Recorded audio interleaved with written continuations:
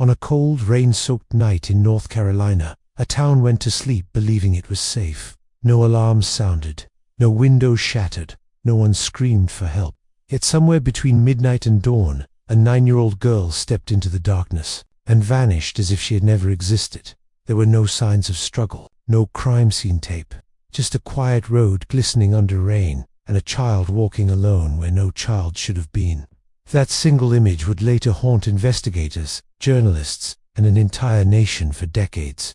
More than 20 years have passed, yet the disappearance of Asha Degree remains an unsolved mystery, a cold case that refuses to fade into history. This was not a crime defined by violence, but by absence, by silence, by questions that echo louder with time. Behind the image of an ordinary family in a peaceful town, some believe a darker truth waited unnoticed. So the question remains, what could possibly compel a child to leave home at midnight and never return? Shelby, North Carolina, in the late 1990s, was the kind of town people trusted without needing proof. It was a place where familiarity replaced vigilance, where neighbors recognized one another by voice rather than face, and where the idea of danger felt distant and abstract. Doors were locked out of habit, not fear. Crime existed, but only on the evening news, safely contained within television screens and far from local streets. This sense of safety created what psychologists refer to as environmental complacency. When a community grows accustomed to peace, suspicion weakens. Unusual behavior blends into routine, and warning signs are often overlooked because they do not fit the expected narrative. Shelby lived within that comfort, unaware that its quiet order would soon become the backdrop for a mystery that is never truly resolved. Asha Degree was 9 years old when she disappeared. She was a 4th-grade student, small for her age, quiet in demeanor, and deeply connected to her family.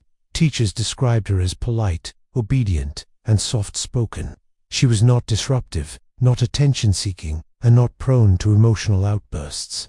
In many ways, Asha was the kind of child adults rarely worried about, because she seemed stable, predictable, and well-adjusted. She followed rules carefully, not because she feared punishment, but because structure made her feel safe. In child psychology, this kind of behavior often reflects a strong attachment to routine and authority. Children like Asha tend to internalize expectations and strive to meet them, sometimes at the expense of expressing confusion or distress. One of the most significant details in Asha's profile was her fear of the dark. She disliked walking alone and avoided unfamiliar places. This fear was not extreme or pathological, but developmentally appropriate. At 9 years old, most children still rely heavily on adults for a sense of security, especially in unfamiliar or threatening environments. This detail matters because it stands in direct contradiction to the behavior that would later define her disappearance. Psychology consistently shows that children rarely violate their core fears without strong external influence or overwhelming internal pressure. Fear of darkness in particular is deeply rooted in childhood instinct. Overcoming it does not happen casually. Asha's aspirations were simple and grounded. She wanted to do well in school, make her parents proud, and maintain a life shaped by routine and predictability. There was no evidence of rebellion, no history of running away, and no behavioral warning signs that suggested she wanted to escape her home or family. These absences are as important as any physical evidence, because they shape how investigators and psychologists interpret her actions. Her parents were described as strict but caring. Discipline played a central role in the household, shaped by values passed down through generations. From a cultural perspective, this was not unusual. In Confucian philosophy, obedience within the family is regarded as moral virtue rather than emotional suppression. Respect for authority and structure is often equated with stability and ethical development. However, modern psychological frameworks suggest that environments emphasizing discipline without emotional articulation can sometimes discourage children from expressing internal conflict. This does not imply abuse or neglect, but rather a learned tendency toward silence. Children raised in such settings may comply outwardly while struggling inwardly, without possessing the language or confidence to communicate distress. It is important to state clearly that there was no record of abuse in the Degree household. There were no reports of domestic violence, no criminal history, and no documented concerns from social services. To neighbors, educators, and extended family, the Degrees appeared stable and loving. Nothing in the available records suggests a home defined by danger or dysfunction. Yet psychology consistently reminds us that emotional tension does not always leave visible marks. Not every struggle announces itself through anger, rebellion, or obvious distress. In many children, especially those praised for obedience and self-control, internal conflict is managed quietly. Feelings are organized inward rather than expressed outward, because compliance is noticed, while vulnerability often goes unseen. Over time, silence becomes a learned skill rather than a warning sign. Children adapt by knowing when to speak and when restraint is expected. In structured environments, emotions may remain unspoken, not absent, simply lacking permission to surface. Shelby's neighborhoods were close-knit in a way that encouraged trust rather than vigilance. Houses stood quietly beside one another, connected by routine and familiarity instead of physical distance. People knew which cars belonged on which streets and which lights usually turned off at night. In such an environment, silence was normal, not alarming. It was a town accustomed to calm evenings and uninterrupted sleep, where nothing seemed urgent enough to demand attention after dark. On the night Asha disappeared, that silence remained unbroken. No one reported screams. No hurried footsteps echoed between houses. No alarms sounded, and no doors slammed open. There were no noises that signaled danger or called for help. In a case defined by what was missing, the absence of sound became the most unsettling detail of all, suggesting that whatever happened unfolded quietly, deliberately, and without resistance. In many criminal investigations, sound acts as a catalyst for response. A scream, a crash, or a sudden disturbance prompts intervention. In this case, there was nothing. The disappearance unfolded within silence, suggesting either extreme subtlety or an absence of struggle altogether. Small towns often protect their secrets, not through conspiracy, but through assumption. People believe that serious harm does not occur in places they know well. This belief can delay recognition, weaken suspicion, and slow response. Familiarity becomes a filter that softens reality. In the case of Asha Degree, the question was never simply whether something went wrong. Evidence suggests that something did. The deeper question is whether anyone recognized it at the moment it mattered, whether warning signs existed but were too quiet, too ordinary, or too easily dismissed. Shelby did not ignore the disappearance. The community searched, grieved, and remembered, but the environment that once felt safe may have also been the reason no one noticed the moment when safety ended. And in that gap between normalcy and realization, a child vanished, leaving behind a silence that still lingers. The evening before Asha Degree disappeared unfolded with a simplicity that would later feel unbearable in hindsight. February 13, 2000, was a Sunday, and like many Sundays in the Degree household, it followed a predictable rhythm. The family ate dinner together. Asha completed her homework. The television was on. Nothing felt out of place. There were no arguments, no unusual conversations, no emotional disruptions that suggested a crisis was forming beneath the surface. That ordinariness would later become one of the most haunting aspects of the case. In criminal psychology, the absence of visible conflict immediately before a disappearance often complicates investigations. When there is no clear trigger, no argument, no emotional rupture, it becomes difficult to determine motive, direction, or intent. The night offered no warning. Asha was last seen by her parents when she went to bed. Accounts indicate that her father checked on Asha and her older brother during the early morning hours, around 2:30 a.m., and both children appeared to be asleep in their shared bedroom. Nothing suggested that Asha was awake, anxious, or preparing to leave. At that moment, her life appeared securely anchored to routine. Sometime after that check, between approximately 2:30 and 3:30 a.m., Asha left the house. Outside, conditions were far from inviting. Rain was falling steadily, and temperatures were cold for a child dressed for sleep rather than travel. She did not wear heavy outer clothing. She carried a small backpack, but not supplies consistent with survival or extended absence. This detail alone disrupts the idea of a spontaneous runaway. Children who leave home impulsively tend to do so in moments of emotional intensity, often during daylight hours and without preparation. Asha's departure occurred in darkness, during a storm, and in silence. From a psychological standpoint, this combination is deeply atypical for a 9-year-old with known fears of darkness and isolation. As dawn approached, Asha's absence was discovered. Her parents realized she was not in her bed and immediately contacted authorities. Law enforcement responded quickly. Search teams were assembled. Volunteers joined officers to comb the area surrounding the Degree home. Search dogs were deployed and initially picked up a scent, tracing it briefly along nearby roads before it disappeared. There were no signs of forced entry at the house. No broken locks, no disturbed furniture, no evidence of a struggle. The home did not resemble a crime scene. Instead, it resembled a place where someone had left quietly, deliberately, and without resistance. As the search expanded, investigators began receiving reports from motorists who had been traveling along North Carolina Highway 18 in the early morning hours. Multiple witnesses described seeing a small figure, matching Asha's description, walking along the shoulder of the highway between 3:30 and 4:15 a.m. One driver, alarmed by the sight of a child alone in the rain, reportedly turned his vehicle around to check on her. According to his account, when the headlights approached, the girl ran off the road and disappeared into the nearby woods. That reaction carries psychological weight. Running from help suggests fear, not confidence. It suggests avoidance, not freedom. Children who are escaping danger often seek visibility. Children who are following instructions, or hiding from someone they believe they should not be seen by, behave differently. By later that morning, the scale of the search increased significantly. Helicopters scanned wooded areas. Ground teams moved through fields and brush. Community members searched ditches and sheds.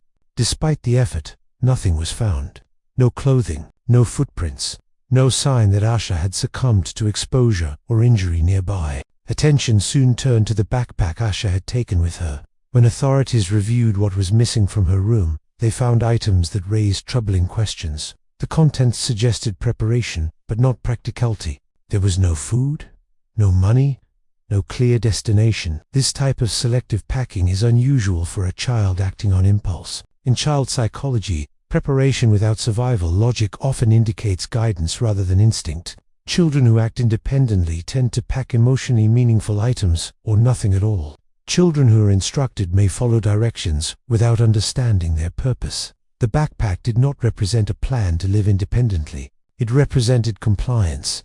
Months passed with no resolution. Then, in August 2001, more than a year after Asha disappeared, a construction worker made a discovery nearly 30 miles north of Shelby, near Morganton. Buried along a rural roadside was Asha's backpack, wrapped in 2 black trash bags.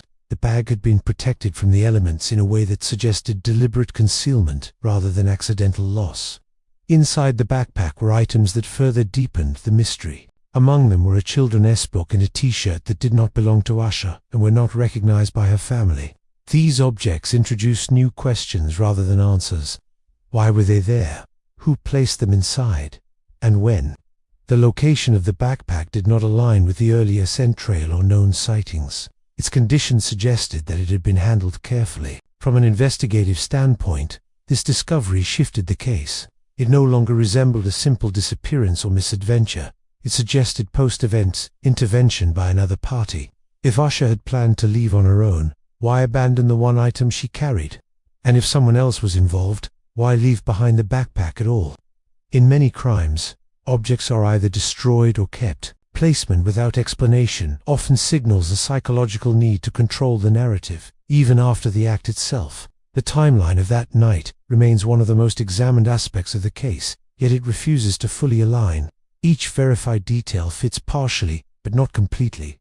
The normal evening, the quiet departure, the witnesses, the backpack. Together, they form a sequence that appears intentional, but not self-directed. In the absence of answers, what remains is behavior. And behavior, especially when it contradicts known fears and patterns, demands explanation. The night Asha left home did not begin as a crisis. It ended as a question that is yet to find its voice. The investigation into Asha Degree's disappearance began with an assumption that quietly shaped every decision that followed. From the earliest hours, law enforcement leaned toward the belief that Asha had left her home on her own. This explanation felt safer, more controllable, and less disturbing than alternatives involving manipulation or harm by another person. In investigative psychology, such early assumptions often become invisible boundaries, narrowing the range of questions investigators feel compelled to ask. Because the case was framed as a voluntary departure, early investigative focus centered on motive rather than perpetrator. Officers searched for reasons a child might run away, instead of identifying who might have influenced, instructed, or coerced her. This distinction is critical. When investigators look for motive alone, they examined family life, discipline, and emotional stress. When they look for influence, they examine access, opportunity, and behavioral control. In this case, the former dominated the early narrative. Several details that conflicted with the runaway theory were quietly minimized. Asha's documented fear of the dark, the severe weather conditions, and the careful handling of her belongings did not align with impulsive flight. Yet these inconsistencies were treated as anomalies rather than indicators. Confirmation bias, a well-documented cognitive tendency, encourages decision-makers to favor evidence that supports their initial theory while unconsciously discounting conflicting information. No clear suspect ever emerged. Interviews were conducted, tips were logged, and names were reviewed, but none produced actionable results. No arrests were made. Over time, the absence of progress shifted the investigation from active pursuit to passive maintenance. Days turned into months, months into years, and leads grew cold. What remained was not resolution, but endurance. As official momentum slowed, media attention intensified. National outlets framed the case as both tragic and perplexing. The phrase "missing child" carries emotional gravity, and public reaction was immediate. Sympathy quickly merged with speculation. What began as concern evolved into analysis, judgment, and debate, often detached from evidence. Public opinion fractured into opposing camps. One group viewed the Degree family as unquestionable victims of an unthinkable loss. Another wondered whether something within the household remained hidden. In true crime psychology, this division is common. When answers are absent, people project their own fears, beliefs, and experiences onto the unknown. The Degree family lived under relentless scrutiny. Every interview, every pause, every expression of grief was examined for hidden meaning. Quiet suffering was sometimes interpreted as suspicious, reflecting a broader social discomfort with grief that does not conform to expectation. This phenomenon, known as secondary victimization, compounds trauma by placing those closest to the crime under prolonged psychological pressure. As factual certainty faded, theories began to replace evidence. Over time, three primary hypotheses emerged, each attempting to impose structure on a narrative that resisted coherence. Theory 1. Influenced by someone Asha knew. This theory suggests that Asha was persuaded or instructed to leave her home by someone familiar to her. Grooming behavior often targets children who are obedient, approval-seeking, and rule-oriented. Such manipulation does not require force. It relies on trust, secrecy, and perceived authority. From a psychological standpoint, this theory accounts for Asha's willingness to override her fears and leave quietly. Behavioral elements support this possibility. Asha left without waking her family, packed selectively, and avoided attention when seen. These actions may reflect compliance rather than rebellion. However, this theory is weakened by the absence of identified suspects, communication records, or confirmed relationships that could explain such influence. Trust, without trace, remains difficult to prove. Theory 2. Opportunistic encounter. Another explanation proposes that Asha encountered a stranger while walking along the road. The reported sightings of a child alone on a highway create understandable concern and fuel this narrative. Yet statistically, opportunistic child abductions are rare and usually chaotic. They often leave physical evidence, witnesses, or a clear timeline of interaction. In this case, none of those markers were present. No vehicle was definitively identified. No physical struggle was reported. No forensic trail confirmed contact. From an investigative standpoint, the absence of disorder challenges this hypothesis. Crimes of opportunity typically generate noise, urgency, and mistakes. This case produced silence and restraint. Theory 3. Planned involvement. The third theory suggests that Asha's disappearance involved planning by another party. This interpretation focuses on timing, route, and the later discovery of her backpack. Planning implies patience, forethought, and control. It suggests that Asha did not act alone, but also that whoever was involved exercised deliberate restraint. This theory accounts for the backpack's condition and placement. The wrapping suggests preservation rather than disposal. Psychologically, this behavior may reflect a desire to control outcomes or maintain emotional distance from the act itself. However, While this hypothesis explains certain details, it still lacks a clearly defined actor or motive. Each theory resolves some questions while raising others. This fragmentation is characteristic of cold cases, where evidence exists but refuses to form a unified narrative. In such cases, investigators often return to familiar assumptions rather than dismantle them, because challenging foundational beliefs requires reopening emotional and procedural ground. Years later, new information surfaced, renewing public interest. Instead of clarifying the truth, it conflicted with earlier interpretations. Theories that once seemed stable now appeared incomplete. Rather than advancing, the case folded inward, circling the same unanswered questions. This moment forces a difficult realization. Perhaps the investigation did not fail because of insufficient evidence, but because the wrong questions dominated early inquiry.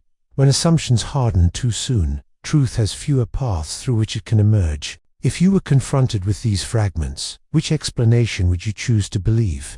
The one that feels orderly and reassuring, or the one that unsettles you because it refuses to fit neatly into logic? And what if the truth does not live inside any single theory, but instead exists in the narrow, uncomfortable space where all three overlap, contradict, and reinforce one another? As the case stands today, the investigation did not reach a conclusion.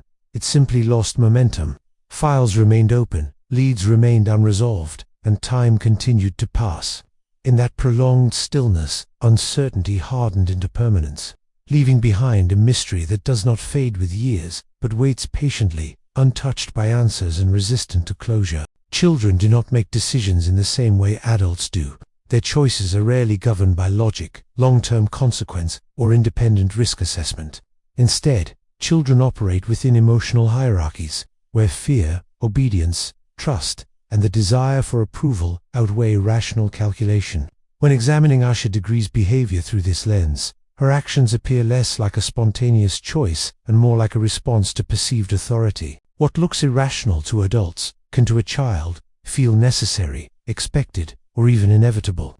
In developmental psychology, obedience is not merely compliance, it is a survival strategy. Children learn early that safety often comes from following rules and listening to those they trust. When authority is internalized, instruction does not need to be enforced through threat or violence. It is followed because it feels correct. In Asha's case, leaving home under conditions that directly contradicted her known fears suggests not independence, but submission to something she believed carried legitimacy or necessity.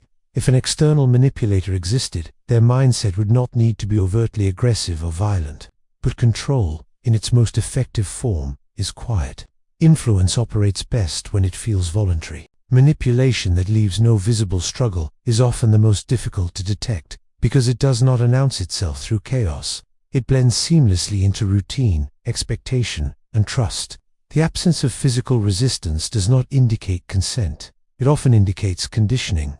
Such influence can be built slowly, through reassurance, promises, or appeals to responsibility. Children who are praised for obedience may feel compelled to comply, even when something feels wrong. This internal conflict does not always produce resistance. More often, it produces silence. The child follows instructions not because they feel safe, but because they believe they are supposed to. From a Buddhist perspective, suffering often arises from attachment and ignorance. Attachment to approval, to being seen as good or obedient, can bind a child to expectations they do not fully understand. Ignorance, in this context, is not a lack of intelligence, but a lack of experiential knowledge. A child does not possess the framework to recognize manipulation as danger. Instruction, when delivered calmly and confidently, can override instinct. Buddhist thought also emphasizes the subtle nature of harm. Not all suffering is loud or immediate. Some suffering unfolds quietly, shaped by misperception and misplaced trust. Asha's disappearance reflects this kind of quiet suffering, where no single moment appears violent, yet the outcome is devastating. The path into danger may not have felt like danger at all. Christian philosophy offers another lens. It reminds us that evil does not always present itself as monstrous. Often, it hides behind normality, routine, and familiarity.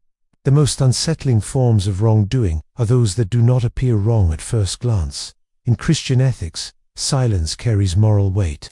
Withholding truth, failing to intervene, or allowing harm through inaction, can be as consequential as direct wrongdoing. This perspective challenges the assumption that danger must be obvious. A child can be led astray without force, without threat, and without noise. When wrongdoing is concealed beneath ordinary interactions, it becomes difficult to identify and even harder to confront.